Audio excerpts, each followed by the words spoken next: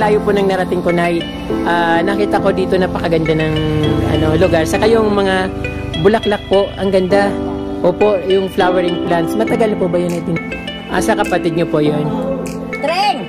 Treng! Yun. So, ayun yung male flowers pinapakita ni Nanay, napakaganda. Ito po. Meron din ako noon, pinutol ko na. Ginugupit ko kasi. Ano yun, baka ang bulaklak violet. Violet po yung yan po yung maasim. Oo.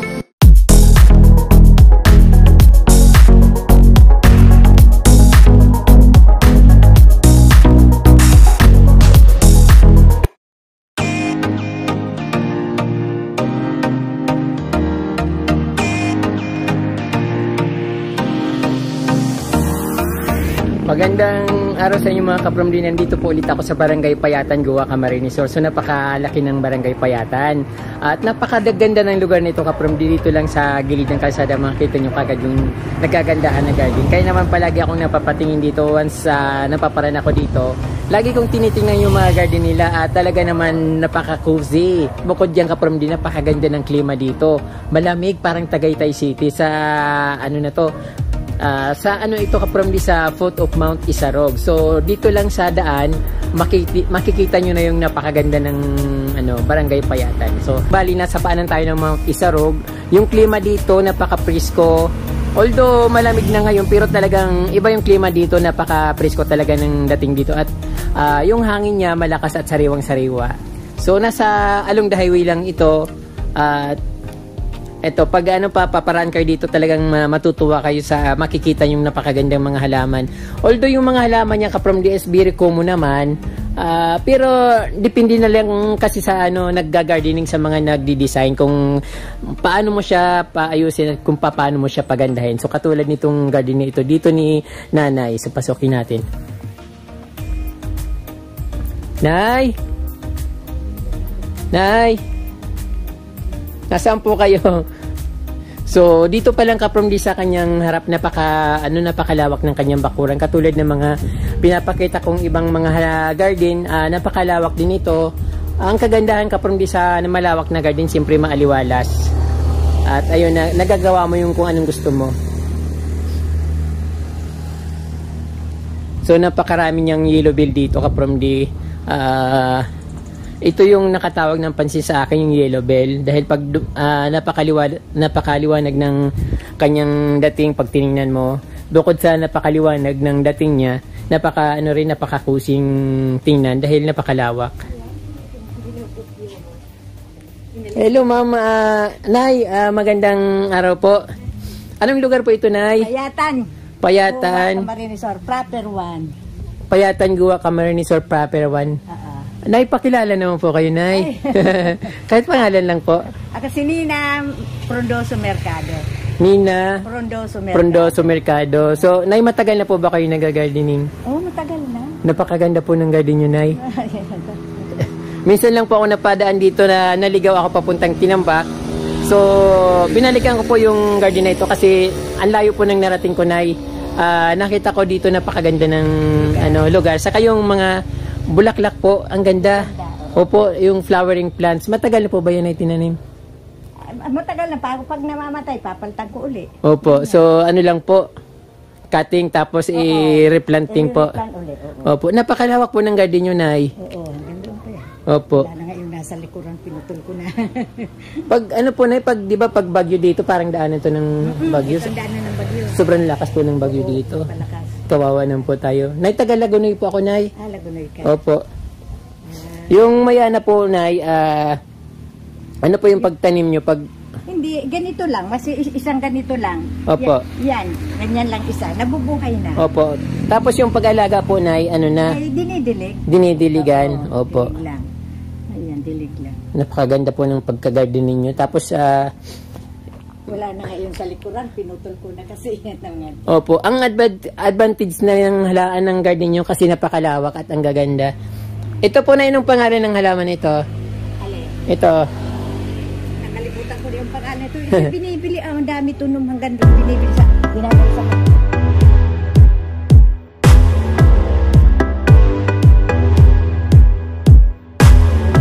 yan, nalapad. Kaunti lang, isang puno lang na Opo. Hanggang doon na ano sa Hindi inyo sa pa? kanila naman yun. Sa kanila na po yun. Lupa namin. Pero ang ganda po ng garden nyo, Nay. Maaliwalas. Ayun, napaka kasing tingnan. Maganda yung halaman na ito, Nay, kasi siya malinis tingnan. Puti kasi. Then, ito mga koleksyon ni Nanay dito. Mayana. Ito po, Nay, anong halaman ito? Hindi ko na kasi alam mga pangalan. Opo. Hindi ko na alam. Opo, pero maganda rin siyang tingnan, parang mayana rin siya.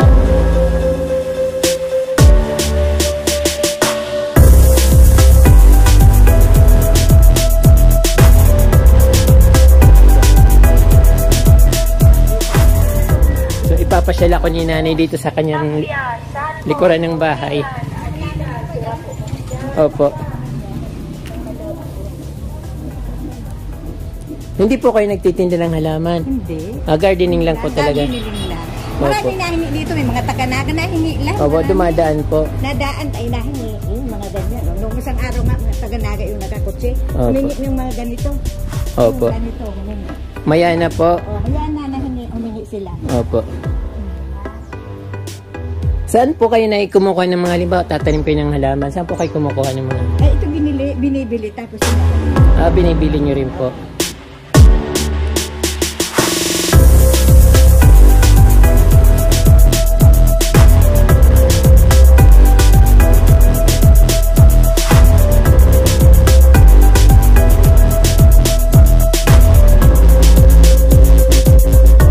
Kapatid nyo po yun.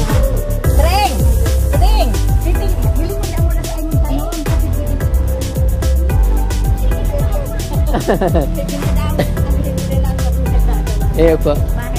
Dito naman sa kapitbahay ni Nanay, sa kapatid niya rin, nagkakahit kasi siyang niyog. Ayaw niyang magpa-istorbo. So, ayun, tuwang-tuwa nga po si Nanay kasi tinatawag yung kapatid niya. So, kapatid niya pala yung may-ari ng garden dito. So, dito kaprom din nakikita nyo naman yung napakagandang garden dito. Yung napakaliwalas din. May mga mayana. So, may ibang variety mayana dito si Nanay. Ayan. Nanay Estrella. Then, may mga rin sa dito, yung yellow bell, male flowers, Chinese bamboo plants, then santans. Ayun, yellow santans. Meron din orange. Then, eto, Nay, ano pong pangalan nito, Nay? Ano ba yan? Naanuhan ko na kasi nakalimutan ko yung mga pangalan. Marigold? Oo. Opo, yan. marigold. Yan, oo. Ayan. Then, dito po, Sa kanila rin to. Lahat Ito. yan. Ito naman sa kabila na. Ito, kilala nyo po yun, ma'am? Kapatid ko. Kapatid nyo rin po. Kami. Wala na Opo. dyan. Yun na lang. Ayan. Kapatid ko. Mga male flowers, napakalawak ng garden dito. Magkakapatid po sila. So, bali 3 bahay dito, magkakapit-bahay sila. Ang garden nila, napakalawak. So, ano po ba yun nandito? Mga peace lily. Ayun, yung kusina nila. May mga... Kusina niya yan. Opo. Mayana, saka mga kalatiya. Ayan.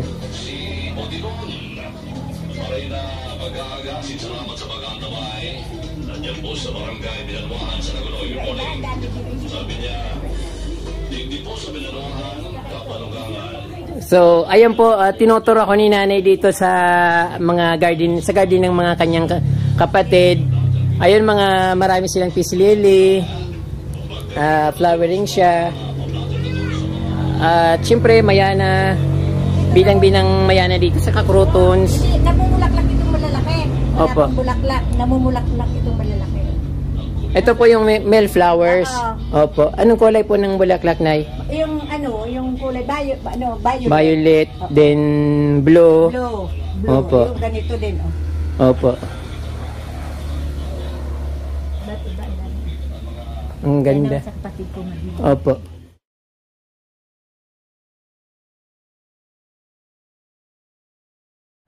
Opo. Dito naman sa sa kapatid din ng ni Nanay. Bali parang isang sila, napakalaking garden ito, napakaganda ng kanilang halaman. Ganda yan, kung minabulaklak yung ganyan. Ganito Ayun. ang kulay, So ayun yung male flowers pinapakita ni nanay, napakaganda. So favorite niya po na halaman niya, nay? Oo, favorite niya lang. Ang ganda kasi ang laki-laki po ng pagkaano niya. Oo, bulaklak. Opo. Saka dito po, kahit may sinampay, okay lang, maganda. Maraming sinampay. Opo. Ang gusto kong halaman dito na ito po, anong halaman ito? Alin? Ito po. Meron din ako noon, pinutol ko na. Ginugupit ko kasi, ano yung baga ang bulaklak, ano rin, yung violet din. Violet po yung ano. Oo. Ay, yan po ba yung maasim? Yung... Oo, inaasim sa pa. Opo, vegetable po siya. Oo.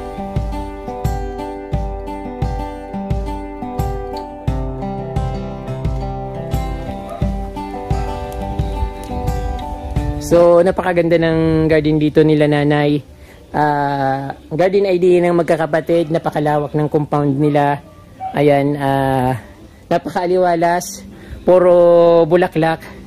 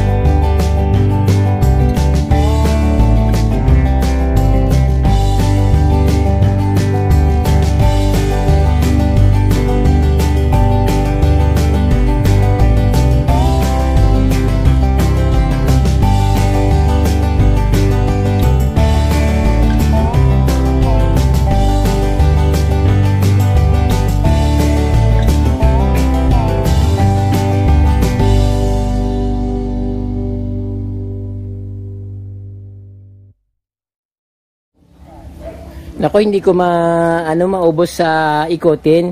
May mga aso kasi doon sa natakot ako. Kala ko akong hinahabol. Mayroon palang isang askal na dumaan yun, hinabol ng aso. So ito kaprom di yung oliba. Medyo matagal itong lumaki pero napakaganda ng pagkatubo niya. At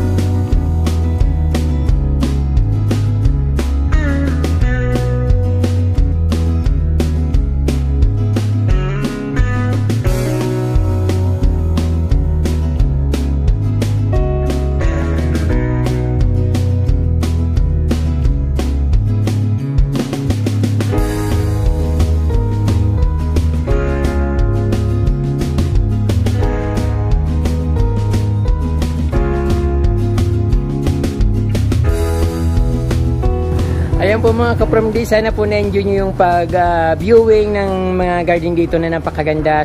Maraming pong salamat sa inyong panonood at huwag niyo pong kalimutan mag-subscribe at pindutin po yung notification bell para updated po kayo sa aking mga bagong post na videos. Huwag niyo rin pong kalimutan i-share yung video.